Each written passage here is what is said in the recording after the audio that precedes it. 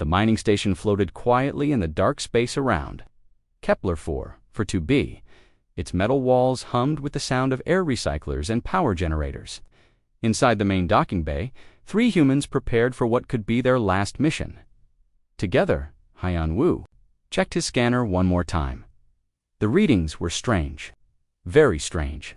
The derelict ship they found yesterday was huge, almost twice the size of their station. It had been drifting in space for who knows how long. No signals, no life signs. But the energy readings were off the charts. "Are you sure about this, boss?" Sojin asked, as she loaded supplies into their shuttle. Her pilot uniform was already dirty from working on the engines all morning. "That ship gives me bad feelings." Taeho looked up from cleaning his weapon.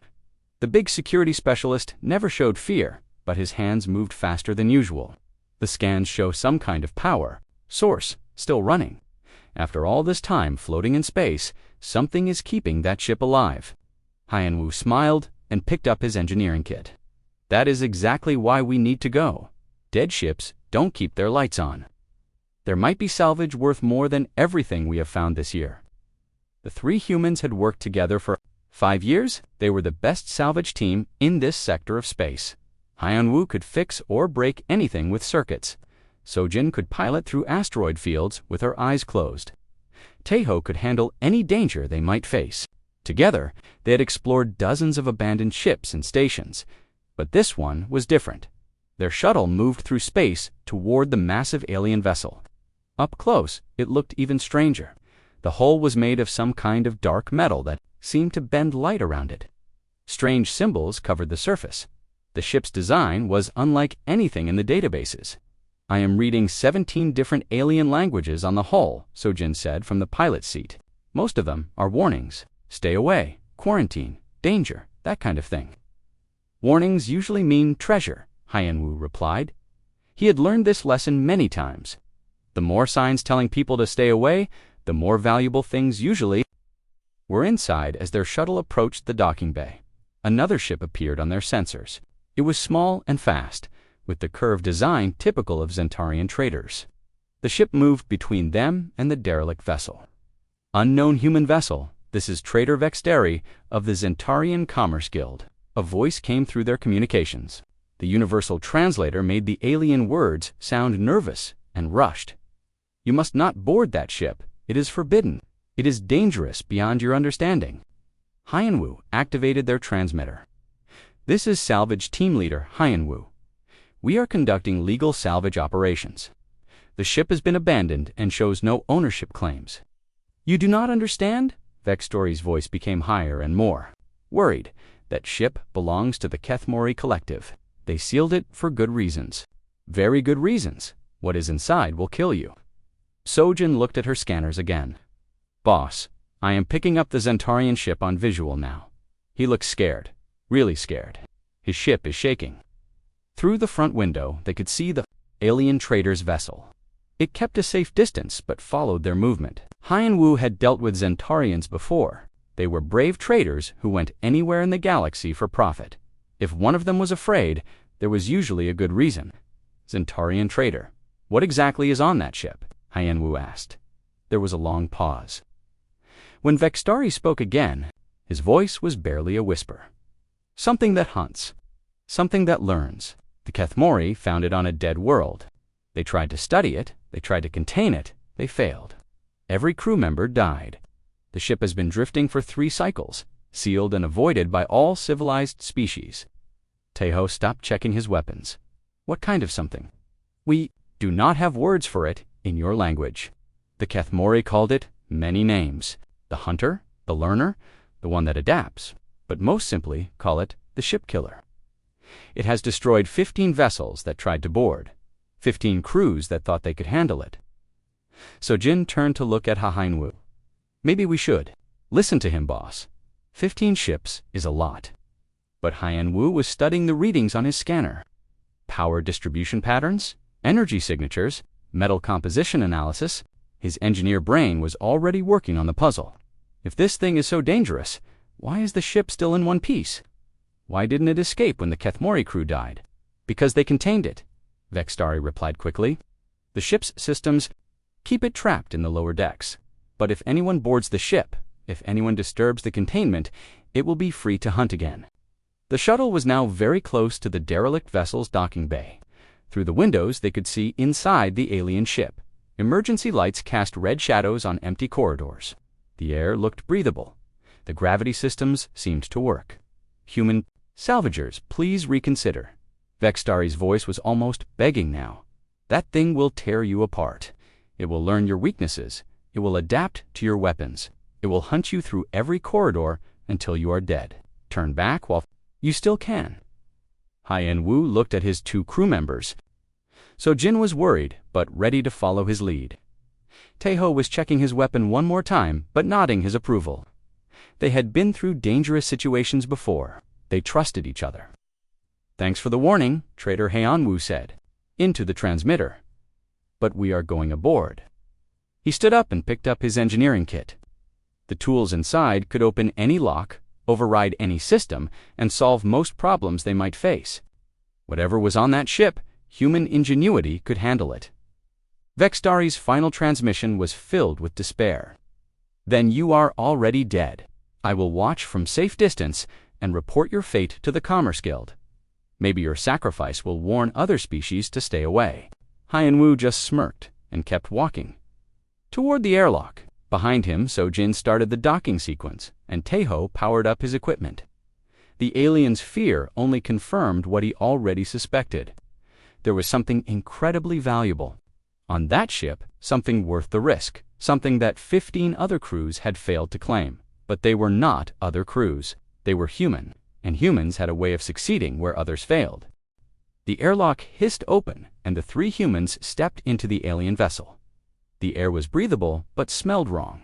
It carried the scent of old metal and something else, cast everything in a red glow. The corridors were wide enough for the tall Kethmori aliens who had built this ship. Strange symbols covered the walls, pulsing with a faint blue light. The ship felt alive despite being abandoned. Air quality is good, Taeho reported, checking his scanner. Gravity is set to human normal. Someone adjusted the life support systems. Main computer is still running. Power levels are at 60%. After 3 years drifting in space, that is impressive. Sojin studied the corridor layout on her portable scanner. But look at this. She pointed to a section of the ship that showed no details. These lower decks are not on any map. The ship's computer will not give me information about them. They moved carefully through the main corridor. Their footsteps echoed in the empty spaces. Doors lined both sides of the hallway. Been living quarters or workspaces. Everything valuable had been removed long ago. Someone cleaned this place out, Taeho observed. He kept his weapon ready, but relaxed. No bodies. Hien Wu stopped at a control panel built into the wall. The symbols were in Kethmori script, but his universal translator could handle most of it. According to this, the ship is called the Deep Seeker. It was a research vessel. They were studying something they found on a planet called Zarian Prime. What kind of research? Sojin asked. Biological studies, specimen collection, behavioral analysis. Hien Wu frowned as he read more. They found something that was already dead, but it came back to life in their laboratory. The 3 humans exchanged looks. They had heard stories about ancient alien technology that could bring dead things back to life. Most of those stories ended badly for the people who found such technology. They reached the main elevator that connected all levels of the ship. Hien Wu pressed the control for the research laboratories. Nothing happened. He tried again. Still nothing. The elevator will not go to the lower levels, he said, but it will take us up to the bridge and living areas. Let me try something, Sojin said. She connected her portable computer to the elevator controls and started working. Her fingers moved quickly over the holographic interface. The ship's computer is blocking access to levels 15 through 20. Maximum security lockdown, but I might be able to override it. While Sojin worked on the elevator, Taeho explored the nearby rooms. He found something that made him call the others over. You need to see this. They entered what had been the ship's security office. Multiple screens covered the walls, all showing different areas of the ship and rooms. But one screen was different. It showed a thick metal door with warning symbols covering every surface. That door is on level 18, Taeho said, pointing to the location indicator, and look at this. That showed the same door from a different angle. Motion sensors, heat detectors, pressure plates. That door has more security than some military bases. Hyan-Wu studied the security setup. They were not trying to keep people out. Her work on the elevator, I found something in the computer files. Do you want the good news or the bad news first? Bad news, Hyan-Wu said. The creature they found on Zarian Prime killed the entire research team. The ship's AI managed to contain it. In the laboratory levels, but everyone above those levels had to evacuate. And the good news is that I found their research files. The creature is called a biological adaptive predator. The Kethmori discovered it in some ancient ruins. It had been dead for thousands of years, but their equipment brought it back to life. Taeho checked his weapon again. What makes it so dangerous? Sojin pulled up the research files on her computer. It learns from everything it encounters. Every weapon used against it, every tactic, every weakness of its prey. The research notes say it adapted to their containment procedures 3 times. They had to keep building stronger barriers. Hyan-Wu read over her shoulder. The Kethmori scientists had been very thorough. They had tested the creature's abilities extensively before it escaped containment, grow new organs, develop new hunting methods, and it gets smarter every time it encounters something new. The files also say it hunts for the challenge, Sojin continued. It does not just kill for food. It enjoys the process of learning about its prey and finding new ways to catch them. So this thing has been locked up down there for 3 years, getting hungry and probably very bored. That would be my guess, Hyan-Wu said. He was thinking like an engineer again, analyzing the problem. But if it is so smart and adaptable, why has it not escaped? Sojin found the answer in the research files. The Kethmori built the containment system to be completely automated. The ship's AI controls everything. The creature cannot adapt to something it cannot interact with directly. They spent the next hour exploring the upper levels of the ship. The bridge was intact but empty. The crew quarters had been cleared out. The dining areas and recreation rooms showed no signs of violence. Whatever had happened to the crew had been quick and organized. It looks like they had time to evacuate properly, Taeho observed. No panic, no fighting, they just left. But in the security office, they found video recordings of the creature's escape from the laboratory. Something dark moved inside the liquid-filled chamber. The second recording showed the same laboratory 30 minutes later. The tank was broken. Green liquid covered the floor, and something that looked like a shadow with teeth moved between the equipment. The third recording showed the creature in the corridor outside the laboratory. It had grown larger and changed shape. Now it looked like a combination of the Kethmori scientists it had killed. It moved with their intelligence but hunted with primitive savagery. That was 3 years ago, Sojin said quietly. Imagine what it has learned since then. Hyan-Wu turned off the recordings and looked at his team. The alien trader's warnings were starting to make sense. This creature had destroyed an entire research vessel. It had outsmarted some of the most advanced scientists in the galaxy, but they were here for salvage, not monster hunting. Was whether they could get what they came for without waking up the thing in the lower levels. So what do we do, boss? Taeho asked. Hyan-Wu studied the ship's layout one more time. There had to be something valuable enough to risk coming here, something that 15 other salvage crews had died trying to claim. We go down to the laboratory levels, he said finally. Learn its patterns, find its weaknesses. Sojin stared at him. You want to go where the monster lives? Hyan-Wu smiled his engineer's smile. I want to see what the Kethmori thought was worth dying for. Sojin finally managed to override the elevator controls after 2 hours of careful work. The doors opened with a soft hiss, revealing the dark shaft that led to the forbidden lower levels. Red emergency lights blinked along the walls like warning. Izar, you sure about this? She asked as they stepped inside. Her voice echoed in the small space. Hyan-Wu checked his scanner one more time. The power readings are strongest on level 18. Whatever the Kethmori were studying down there, it was important enough to build a fortress around it. Taeho positioned himself near the elevator controls, weapon ready. If we need to leave fast, I can get us back up in 30 seconds. The elevator descended slowly. 15, 16, 17. As they reached level 18, the elevator stopped with a gentle bump, but the doors did not open. Override needed, came a voice from the ship's computer system. The universal translator made it sound calm and polite. This level is under quarantine protocols. State your authorization code. Sojin worked on her portable computer again. I can probably break through this too, but it will take time. How much time? Hyanwu asked. Maybe 20 minutes. The security is much stronger down here. While Sojin worked, Hyanwu studied the elevator shaft through a small window. He could see the corridor beyond the doors. It looked different from the upper levels. The walls were thicker, the lighting was brighter, and there were blast doors every 50 meters. This whole level is designed like a prison, he observed. Multiple containment barriers, independent life support, emergency lockdown systems. Taeho was watching his motion detector. I am getting some strange readings. Something is moving down there, but the patterns are not consistent. Like the movement stops and starts randomly. Maybe the creature is sleeping, Sojin suggested, without looking up from her work. Or maybe it knows we are here, Taeho replied. The elevator doors finally opened with a grinding sound. Beyond them lay a corridor that was brighter than the rest of the ship. Clean white walls reflected the overhead lighting. The air smelled of disinfectant and something else. Something that reminded Hyanwu of a medical laboratory. They stepped carefully into the corridor. Their footsteps sounded loud in the silence. Doors lined both sides of the hallway, each one marked with Kethmori symbols and warning signs. Research Lab 1, Sojin translated as they passed the first door. Specimen storage, analysis chamber, behavioral testing. The first few rooms were empty, except for broken equipment and overturned furniture. It looked like the scientists had left in a hurry. Computer screens were still on, showing data that had been collecting for 3 years. Hyanwu stopped at one of the screens, biological activity monitoring.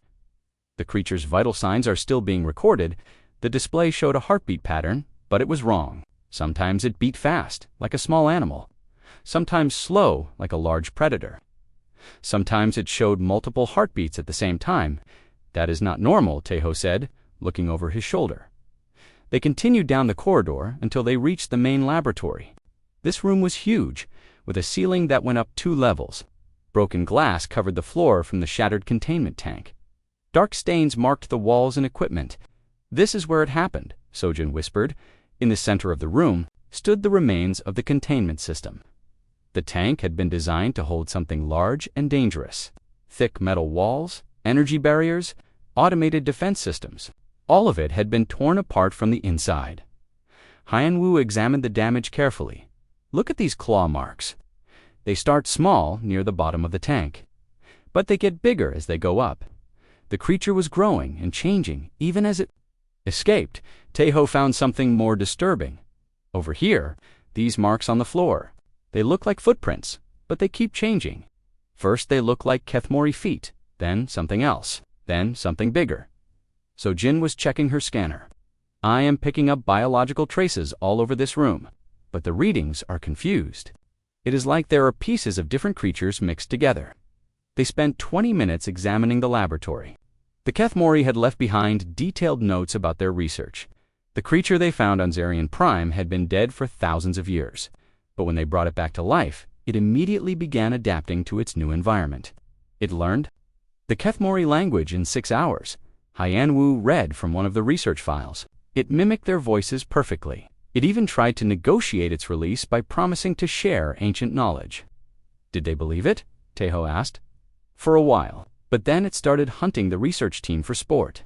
It would catch one scientist, study them, then let them go, only to catch them again using a completely different method.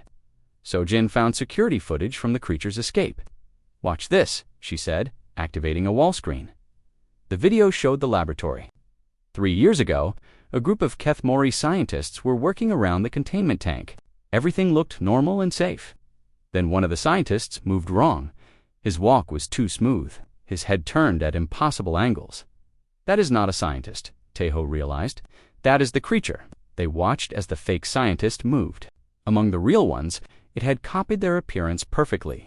When it reached the containment controls, it triggered a system failure that opened every security barrier at once.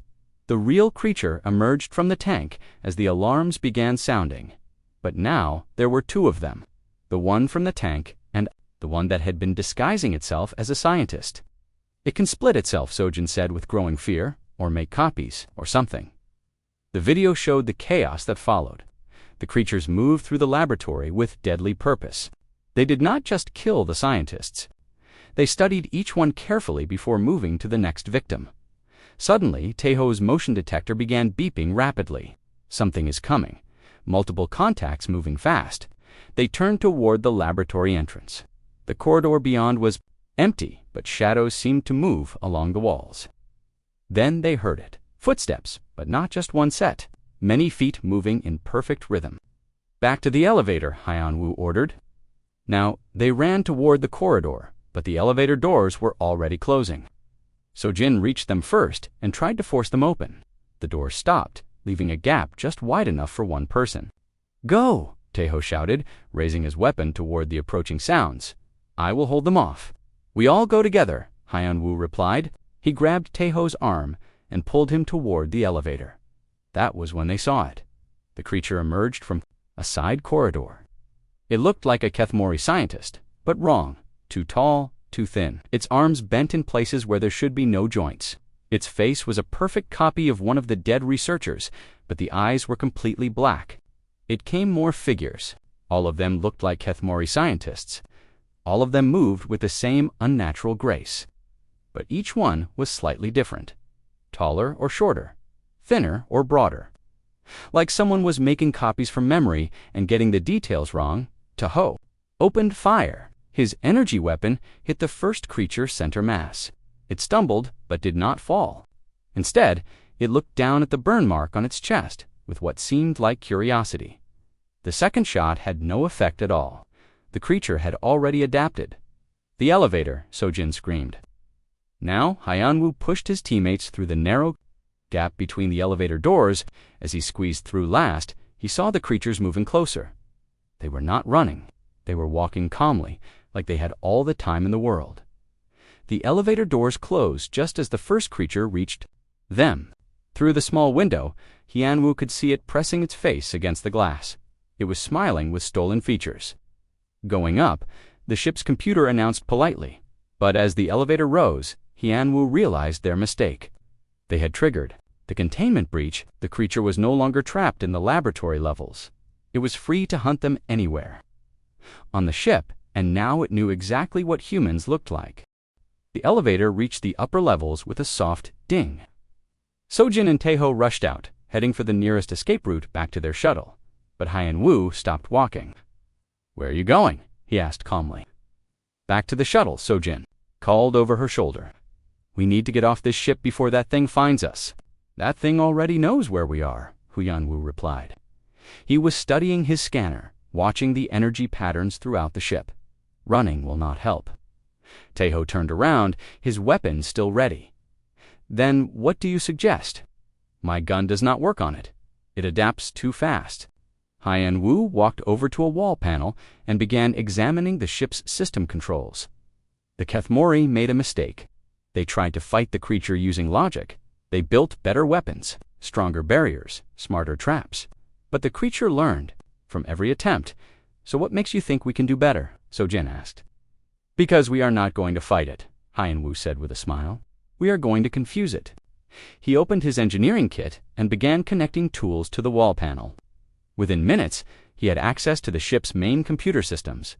Power distribution, environmental controls, gravity generators. All of it was now under his control. "The creature adapts to threats," he explained as he worked, "but adaptation takes time. If we change the environment faster than it can adapt, we can stay ahead of it." The ship's lights suddenly went out. Emergency lighting kicked in a moment later, casting everything in red. Then the lights came back on, but brighter than before. Then they switched to blue, then yellow. "What are you doing?" Taeho asked, squinting in the changing light. "Creating chaos," Hyeon-woo replied. "The creature sees by copying the vision of other species, but if the lighting keeps changing, it cannot adapt its eyes fast enough." Next, he began adjusting the gravity controls. The floor tilted slightly to the left, then to the right. Then the gravity increased, making everything feel twice as heavy. Then it decreased, making them feel light and bouncy. "This is making me sick," Sojin complained. "Good," Hyeon-woo said. "If it is making you sick, imagine what it is doing to a creature that is trying to copy human balance and movement. Through the ship's internal sensors, they could track the creature's movement. It had reached the upper levels and was searching for them. But its progress was slow and unsteady. The changing environment was affecting its ability to hunt effectively. Hyan-Woo made more adjustments. He flooded some corridors with thick fog from the fire suppression system. Others he filled with loud noise from the emergency alarms. In some areas he reversed the airflow, creating strong winds that pushed against anyone trying to walk. The creature learns by studying its environment, he explained. But what happens when the environment refuses to stay the same? They moved through the ship using Hyan-Woo's planned route. He had studied the ship's layout and found paths that avoided the main corridors. Service tunnels, maintenance shafts, emergency passages that most people never knew existed. Behind them, they could hear the creature trying to follow. But every time it seemed to figure out their path, Hyan-Woo changed the conditions. Doors that had been open suddenly closed. Corridors that had been lit went dark. Floors that had been leveled suddenly tilted. "It is getting frustrated," So-Jin observed, watching her scanner. "The movement patterns are becoming more erratic." They reached the ship's main engineering section. This was where Hyan-Woo wanted to be. Here, he had access to every system on the ship: power, life support, structural integrity, even the artificial gravity that kept them walking normally. "What is the plan, boss?" Taeho asked. He was keeping watch while Hyan-Woo worked on the engineering. "Controls." The Kethmori tried to contain the creature by building a perfect prison, Hyan-Woo said. But perfect systems are predictable.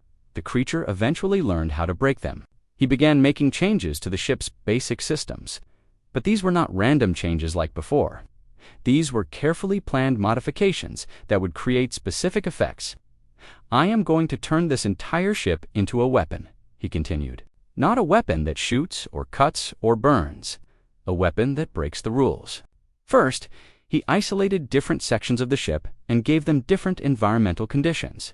One area had normal gravity but no air.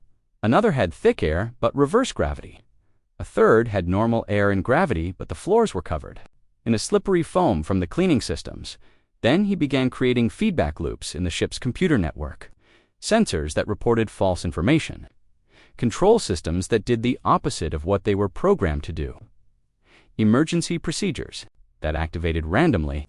"The creature adapts by learning patterns," he explained. "But what happens when there are no patterns to learn?"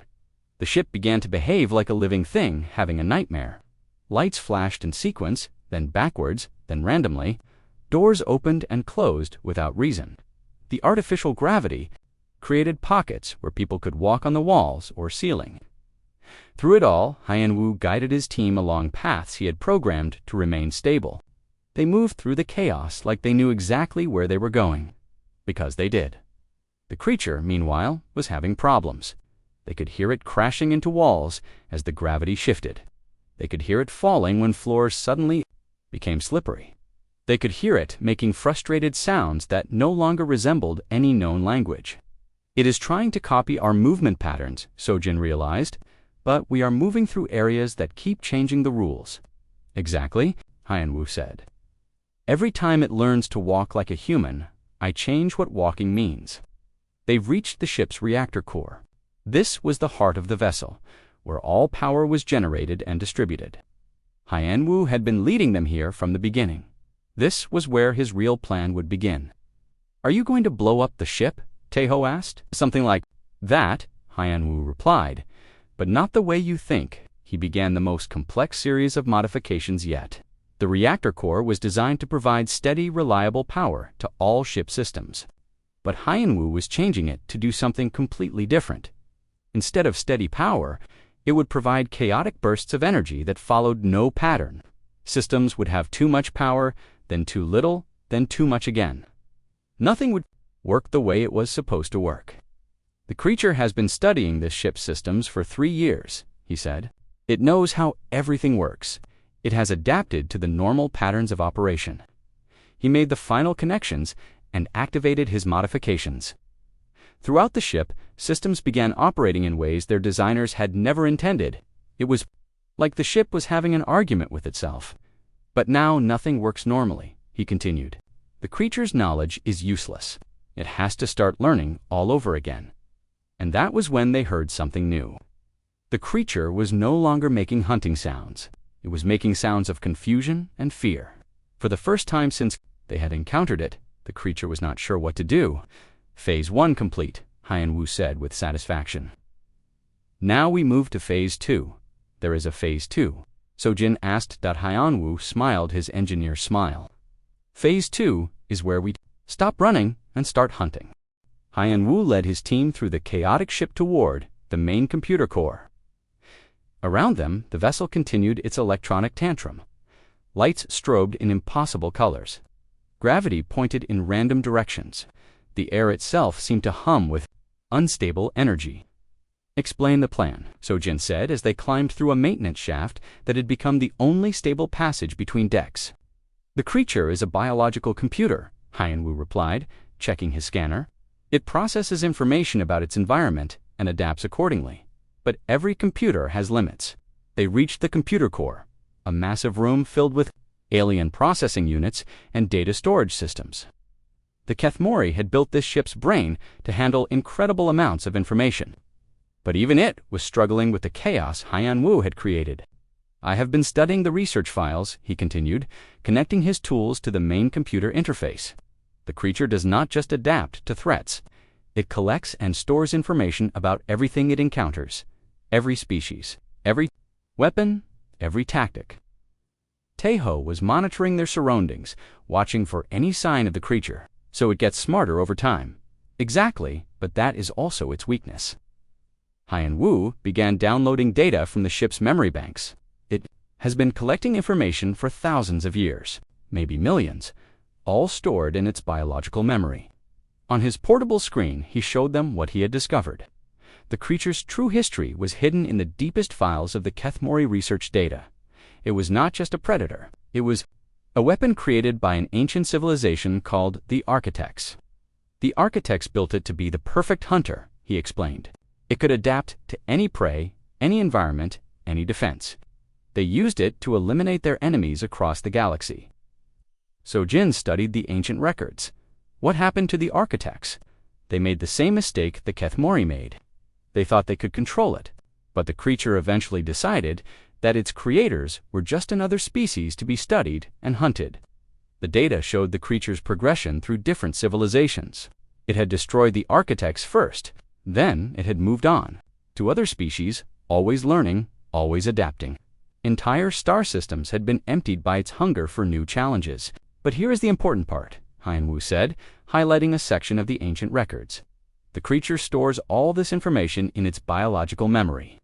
Every species it has encountered, every adaptation it has made, every lesson has learned. That must be an enormous amount of data, Taeho observed. Bigger than this ship's entire computer system, Haiyan-Wu confirmed. And that gives me an idea. He began working on the ship's main computer, making modifications that were far more complex than anything he had done before. Instead of creating chaos, he was now creating order, very specific order.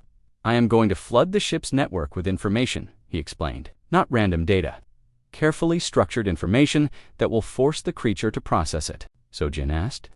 Everything. Haiyan-Wu smiled as his plan took shape. The complete database of human knowledge.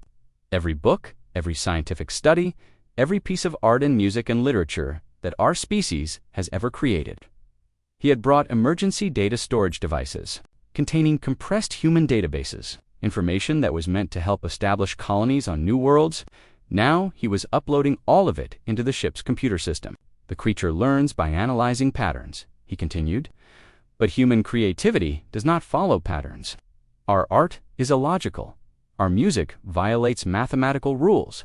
Our literature explores impossible ideas. The upload continued. Terabytes of human knowledge flowing into the alien computer system. Poetry that made no sense, paintings that showed impossible scenes, music that combined sounds in ways that defied physics. You are trying to confuse it with human culture, Taeho asked. I'm trying to overload it with information that cannot be processed logically, Haiyan-Wu replied. The creature has spent millions of years learning to understand rational species, but humans are not rational. Through the ship's sensors, they could track the creature's response. It was moving more slowly now, pausing frequently, as if trying to process something difficult. The sounds it made were becoming more complex, almost musical. It is trying to understand human creativity, Sojin realized. But creativity cannot be understood through logic alone. Hyan-Woo nodded and continued his work. Every species the creature has encountered follows predictable patterns. They build tools to solve problems. They create weapons to defend themselves. They develop technologies to improve their lives. But humans are different, Taho said, beginning to understand. Humans create things for no logical reason, Hwan-Woo confirmed. We write sad songs. We tell stories about impossible events. We paint pictures of things that do not exist. We build monuments to honor the dead. The creature's movement patterns were becoming increasingly erratic. It would move toward them, then stop. It would change direction randomly. It would make sounds that resembled human laughter, then human crying, then human singing. It is trying to process human emotions, Sojin observed, but emotions are not logical data. Exactly. And while it is trying to understand why humans create art about love and loss and hope and fear, it is not hunting us. Hyan-Woo made the final connections to his modified system. Now the ship's computer was not just broadcasting human knowledge, it was broadcasting human consciousness. The way humans think, the way they feel, the way they see the world.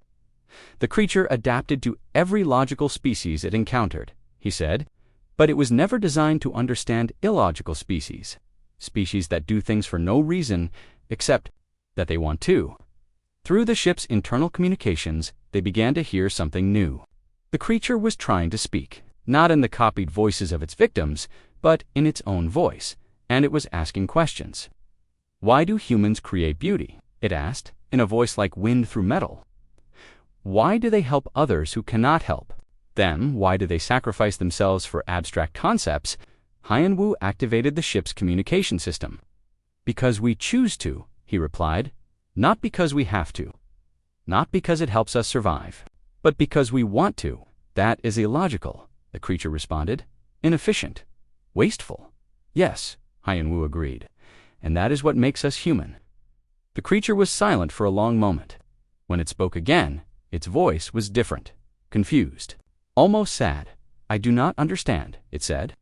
I have studied your species for 3 hours. I have analyzed your behavior patterns. I have processed your cultural data. But I cannot predict what you will do next. That is because even we do not know what we will do next, Sojin said into the communicator. We make it up as we go along. But how do you survive without logical planning? The creature asked. How do you solve problems without understanding all variables? Hyan-Woo looked at his teammates and smiled.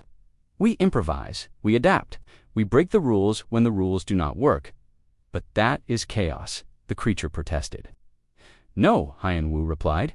That is creativity, and creativity is the one thing you cannot learn by copying others. The ship's sensors showed the creature had stopped moving entirely. It was standing motionless in the main corridor, processing the impossible puzzle of human nature. Phase 2 complete, Hyan-Woo announced to his team. Time for Phase 3. What is Phase 3? Taho asked. Phase 3 is where we show it what human creativity can really do. The ship's reactor core hummed with unstable energy as Hyan-Woo made his final preparations. Around them, the vessel had become something no engineer had ever intended. Systems worked backwards, power flowed in impossible directions. The very laws of physics seemed to bend under the weight of human creativity. Everything we have shown it, but the human mind cannot be processed like data. Through the ship's communication system, they could hear the creature talking to itself. It spoke in dozens of different voices, asking questions that had no logical answers. Why do humans sing when they are sad? Why do they help strangers? Why do they create art that serves no practical purpose? Hyan-Woo nodded and began the final phase of his plan. He had spent the last hour turning the ship into a weapon, but not the kind of weapon anyone would expect. Instead of destroying the creature with force, he was going to destroy it with paradox. Every computer needs predictable input to function, he explained as he worked. But human behavior is fundamentally unpredictable. He activated systems throughout the ship in a pattern that followed no logic. Lights that turned on when they should turn off, doors that opened when they should close, gravity that pushed up when it should pull down. The creature has been trying to understand us for hours, he continued. But understanding humans requires more than processing data. Without purpose, the creature appeared in the doorway of the reactor core. It moved hesitantly, like it was not sure of its own body. Its shape kept shifting as it tried to decide what form would be most effective. "Why?" it asked in a voice that combined human and alien tones. "Why do you create things that have no function? Why do you help those who cannot help you? Why do you sacrifice efficiency for beauty?" Haiyan Wu looked at the creature directly. "Because we can. Because we choose to. Because the ability to create something meaningless is what gives our lives meaning." "That is a logical contradiction," the creature protested. "Yes," Sojin agreed. "Most human truths are contradictions. We are a species that thrives on impossibility." The creature moved closer, but not to attack. It seemed to be studying them with new curiosity. Said, "We break our own patterns. We change the rules when we get bored with them." Haiyan Wu made the final adjustments to the reactor core. What he was about to do would push the ship's systems beyond their design limits. But that was exactly the point.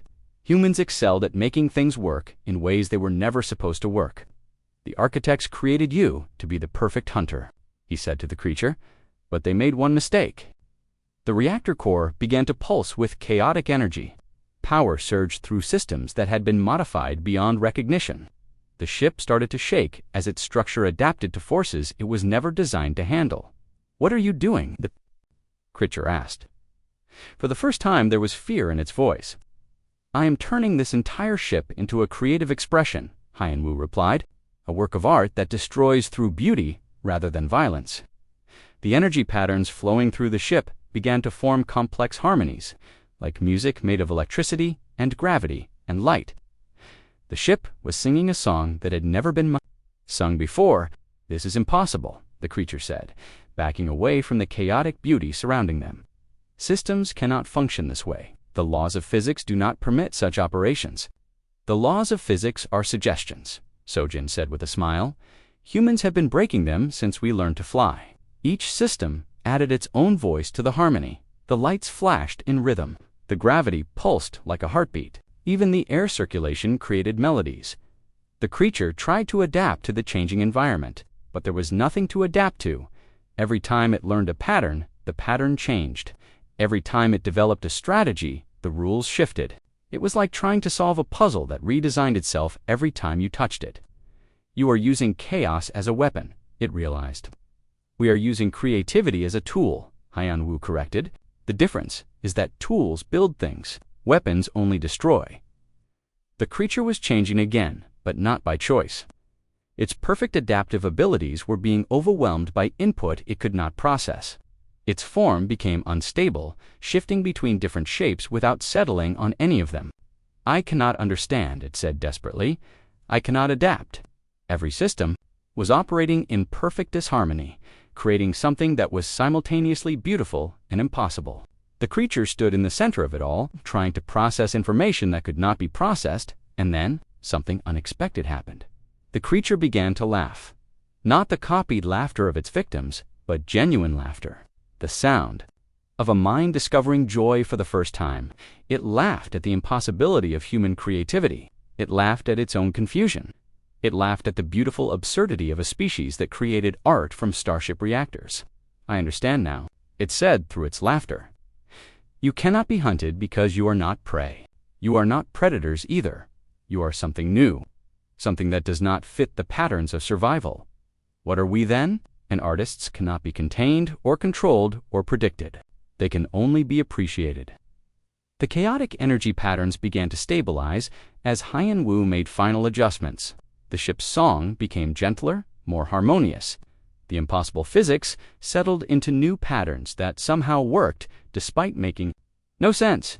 "What will you do now?" Haiyan Wu asked the creature. "How to make something beautiful for no reason except that it can be made."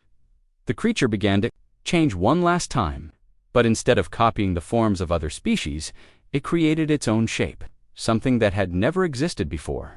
"Thank you," it said as it moved toward the ship's outer hull, "for teaching me that there are more important things than survival." "Where are you going?" Taeho asked. "To find my own way to create," the creature replied. to discover what beauty I can make in this galaxy." It phased through the ship's hull and drifted into space. Vextaria's voice came through their communicator. "Humans, you are alive. How is this possible? What happened to the creature?" Hien Wu looked at his teammates and smiled. "We taught it something new. What could you possibly teach the galaxy's most perfect predator?" "That perfection is boring," Sojin replied, "and that the most powerful force in the universe is not the ability to destroy, but the ability to create something that has never existed before." As their shuttle left the derelict ship behind, Hien Wu made one final adjustment to the vessel's systems. The ship continued its impossible song, broadcasting human creativity across the galaxy. "Teho?" asked as they headed back to their station. Hien Wu looked out at the stars and smiled his engineer's smile. "We learned that sometimes the best way to solve a problem is to turn it into art." Behind them, the ship sang its human song to the stars, while somewhere in the darkness, a former Redditor began its first attempt at creating beauty instead of death. And in the galaxy's databases, a new entry appeared. "Humans approach with curiosity."